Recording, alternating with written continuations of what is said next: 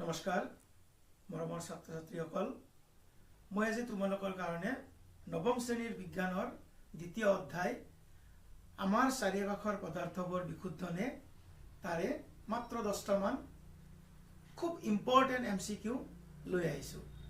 আশা কৰো তোমালোকৰ পৰীক্ষাত এইবোৰ কমন থাকিব। সো তোমালোকে খুব মনোযোগেৰে চাবা।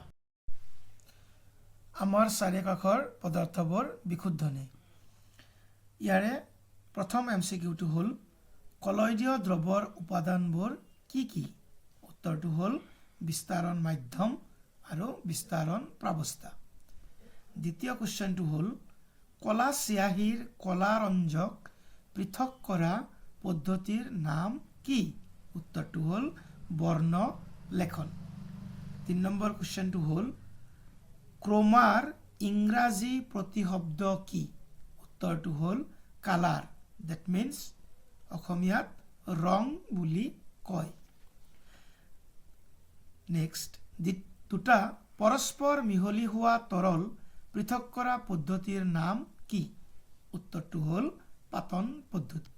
আকৌ নেক্সট কোশ্চেনটো হল অশুদ্ধযুক্ত কপাৰ সালফেটৰ পৰা বিশুদ্ধ কপাৰ সালফেট পৃথক কৰা পদ্ধতিৰ নাম কি?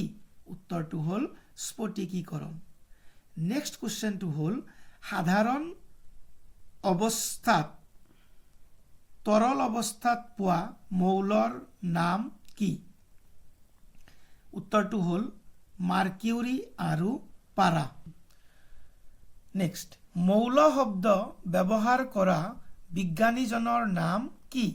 উত্তৰটো হল ৰবাৰ্ট বয়েল।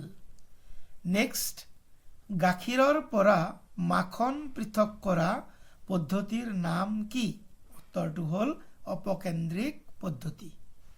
নেক্সট দ্ৰৱণৰ কণিকাৰ ব্যাস কিমান?